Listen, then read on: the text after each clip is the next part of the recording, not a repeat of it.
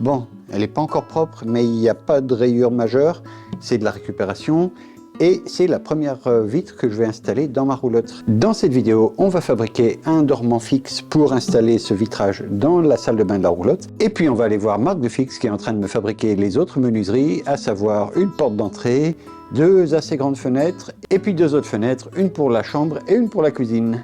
Allez, en avant! Je vais prendre du pin parce que c'est l'essence la plus simple pour usiner ce genre de projet.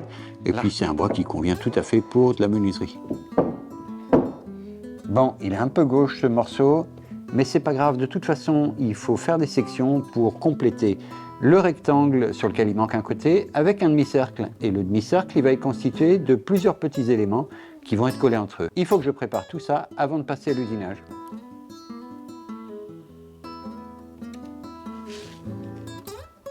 Allez, ça fait 29 mm.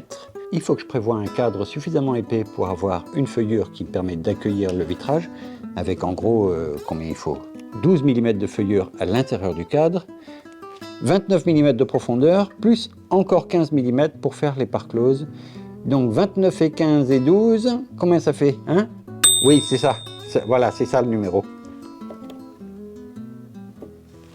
Alors évidemment 56 dans un plateau de 53,5, normalement il ferait 54, et bien ça marche pas, il faut que je contre-colle des éléments là-dessus. Je vais couper une section d'1 mètre en gros sur ce plateau, et dans la chute qui va être réservée aux parties arrondies, ben voilà, je vais contre-coller quelque chose pour gagner en épaisseur.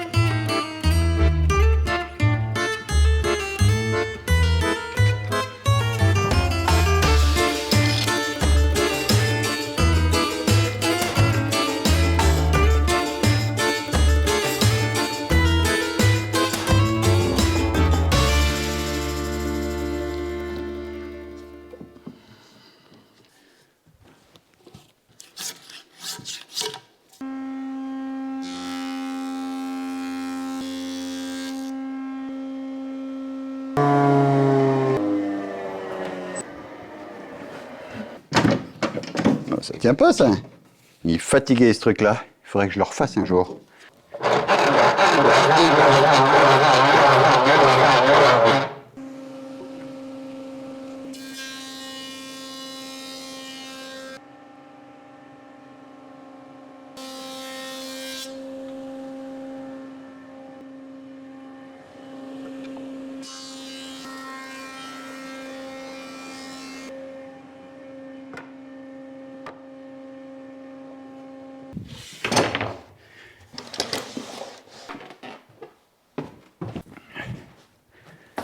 L'autre était trop petit. On va faire une épure du dormant, que je puisse prévoir la taille des différentes sections de mon arc de cercle. 480, donc la moitié 240. Et là, 880 moins 240, 640. Alors, l'arrondi intérieur avec ma feuillure, 230.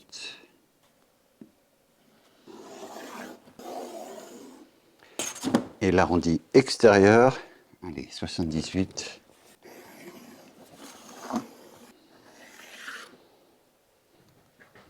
Voilà, maintenant des perpendiculaires.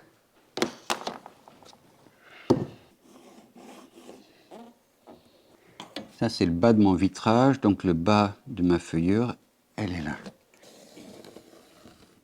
Le vieux thé de mon grand-père, quand même fatigué, il est tout abîmé. Il faudrait que j'en trouve un autre.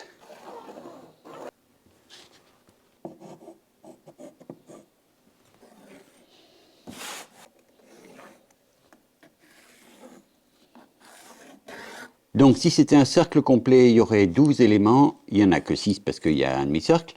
Et donc ma part de camembert, elle fait cette taille-là, et dans la section de bois que j'ai, il me faut un petit bout là, et j'ai maintenant la cote intérieure là. Je vais redessiner un cercle plus petit pour avoir un peu de marge autour. De toute façon, je vais faire dépasser un peu celui-là, et je recouperai au carré bien comme il faut. L'angle de chaque coupe, c'est 15 degrés, parce que 15 x 2, 30, x 12, 360. Et ma longueur, c'est 109.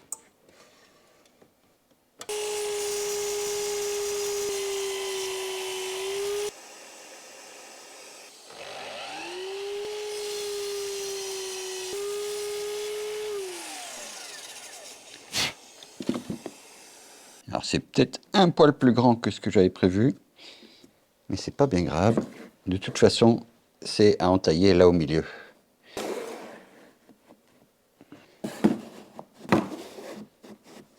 Allez, quelques dominos. Voilà, ça va là. Je suis là vaguement. Le passoire, ici. Clac.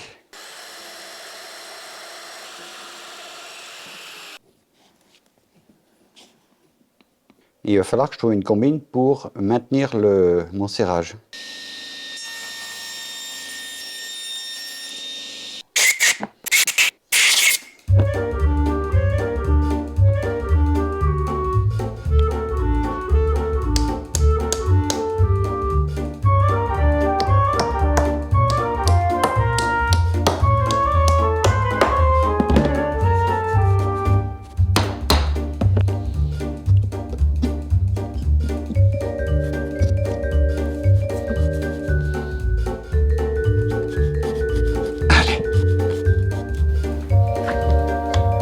Ah zut, trop petit.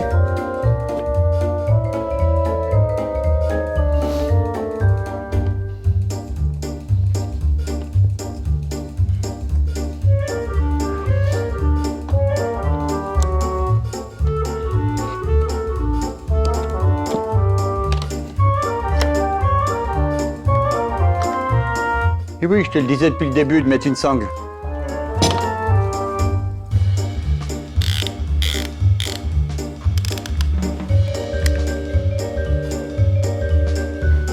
Mais il y aura un petit peu de correction à faire après coup. Hein.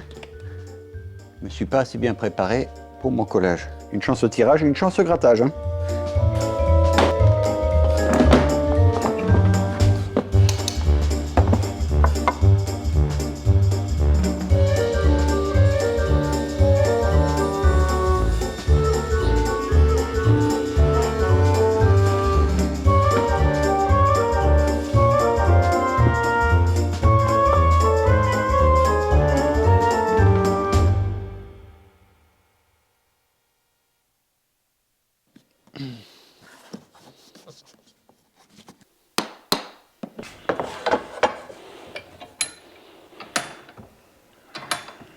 Alors je vérifie juste que je suis encore à peu près au carré avec les traits sur mon épure et là c'est bon.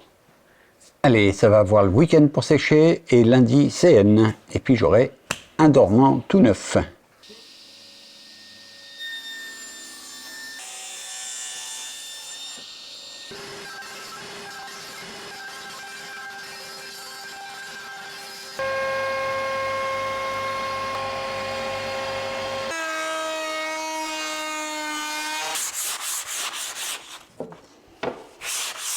Allez, ça va être prêt pour la peinture. On va aller chez Marc de Fix demain. Ben voilà. Clac, clac. Moi, je mettrai des micro-vis là et là pour tenir, et puis ça sera tout.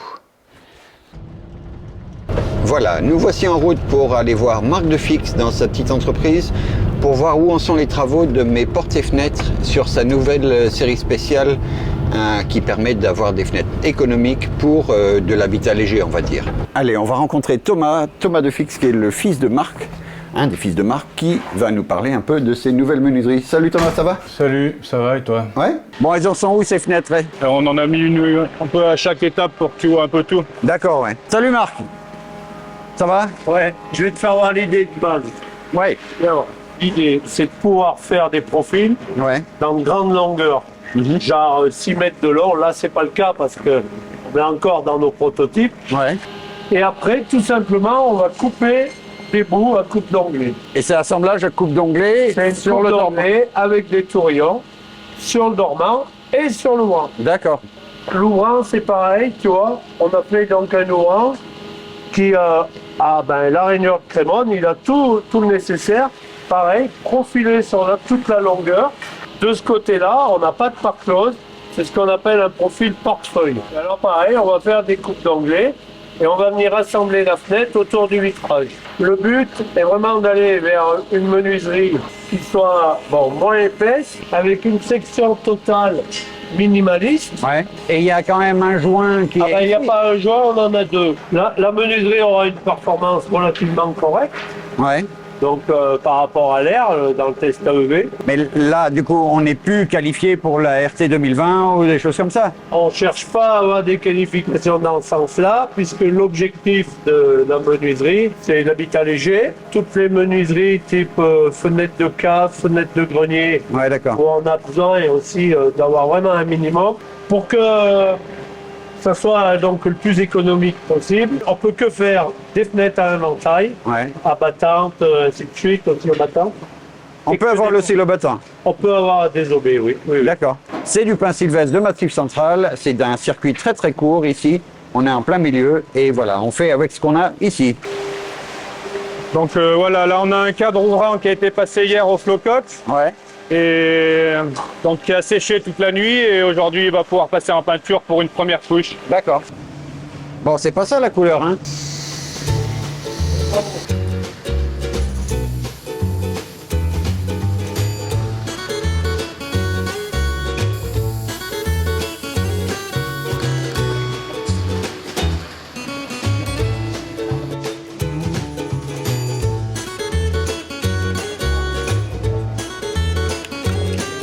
Une fois que la peinture est finie, on passe à l'assemblage du vitrage dans la menuiserie. Donc on va faire attention à l'étanchéité sous les coupes à 45 pour pas que l'eau puisse rentrer. Donc les tourillons pleins de peinture, tu les remplaces, hein. Oui, ça sert juste à maintenir la menuiserie pour la peinture. Je vais l'assembler à blanc déjà voir si ça passe bien.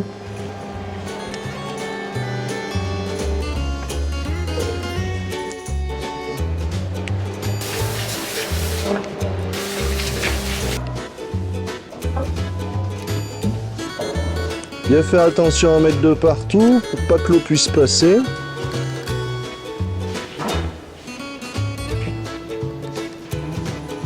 Donc on met une colle acrylique qui permet les retouches de peinture au cas où il y en a besoin.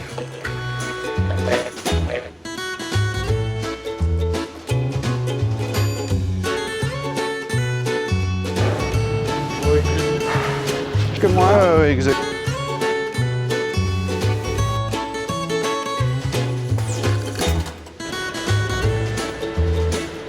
Bon, on va laisser sécher la colle et la peinture. Et puis je repasse chercher tout ça et puis je vais les installer, d'accord? On t'appellera. Ouais, merci. Allez, Allez.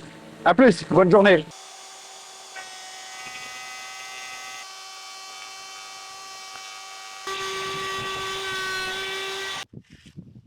Voilà. Ça devrait être prêt pour poser le panneau fixe. Allez, le panneau fixe, ça va pas être très compliqué.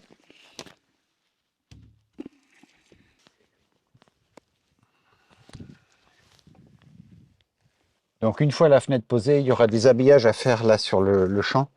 Mais il faut aussi que je finisse le panneau là. Et puis il y a un arrondi à découper pour épouser la forme de la fenêtre.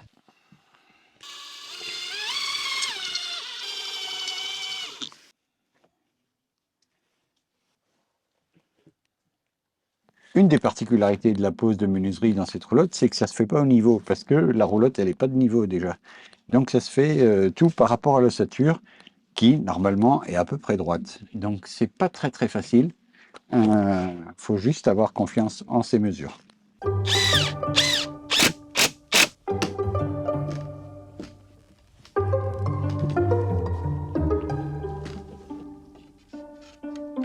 Oh, il va y aller quand même.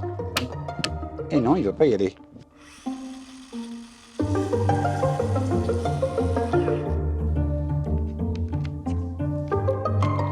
Allez, un petit peu de silicone pour étanchéifier.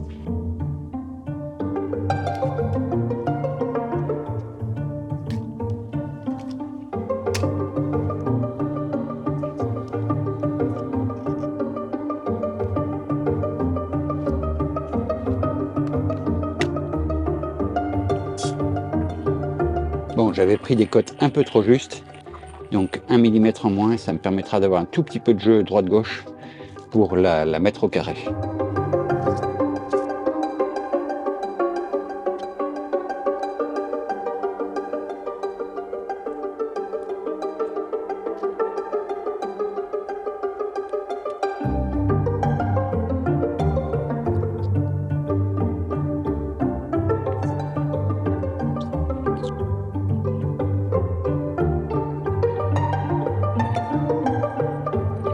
Bon, c'est là que je vois que mon ossature, elle n'est pas tout à fait carrée quand même. Parce que la porte, elle est carrée. Mais bon, il y aura un couvre-joint dans le coin, il y aura un couvre-joint là, ici, et ça sera pas mal. Et là, ça marche. Pour fixer les portes, j'utilise ces vis qui sont de type top rock. Ça permet de garder un écartement, un vide entre ce qu'on fixe et le support. Et il suffit de visser, peut-être en plusieurs fois. Voilà, non, ça s'est fait en une seule fois. La porte est fixée de façon définitive et l'écartement a été respecté.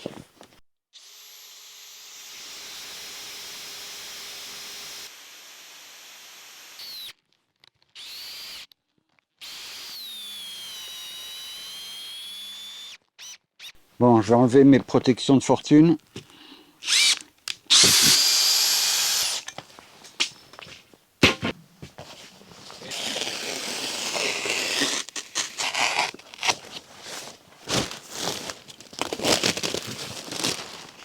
Ah, bah ça fait du bien. Bon, est-ce que ça rentre? Bon, allez, je vais enlever 1 mm.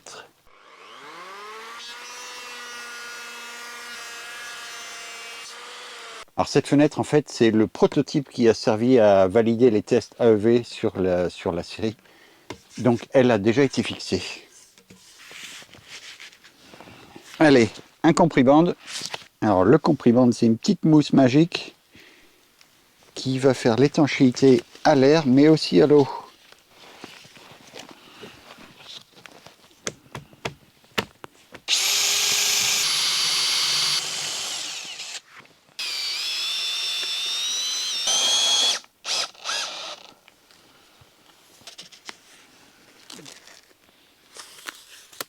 Je vais essayer de finir mon étanchéité à l'air en plaquant le frein vapeur sur le pare-pluie. Allez.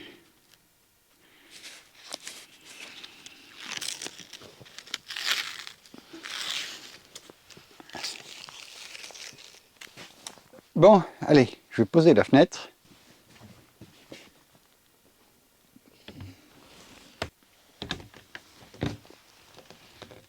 Attends, je vais lui mettre un petit coup.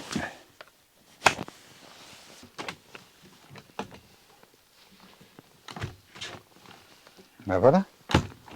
Clac. Alors le carré est un peu long, il faudra que je le recoupe.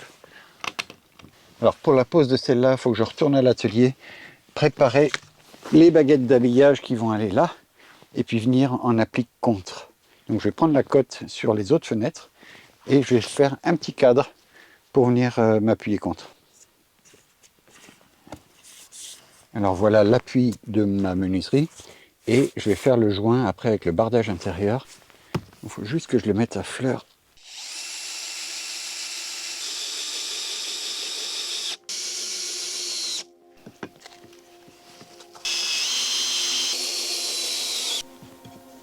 Allez, dernier petit bout. Vite. Les deux côtés font la même longueur, c'est mon ossature qui est un peu tordue.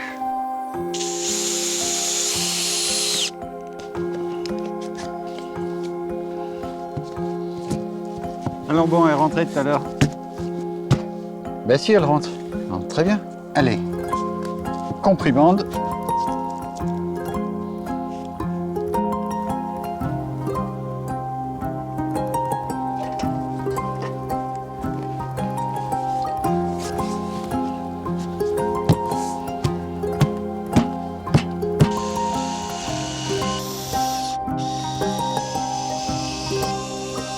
Alors ces vis, elles vont être cachées au bout du compte par un retour sur le bardage qui va venir contre la menuiserie. Allez, un silicone là pour éviter les entrées. Bon ben voilà, ça y est, il n'y aura plus que le bardage à faire et les jointures. Et ça sera fini, au moins pour l'extérieur.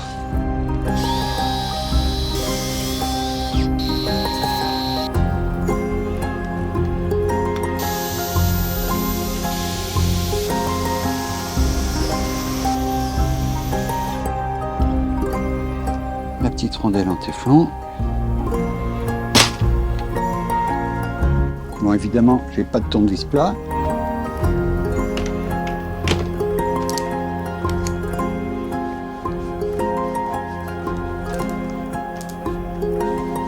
Et voilà.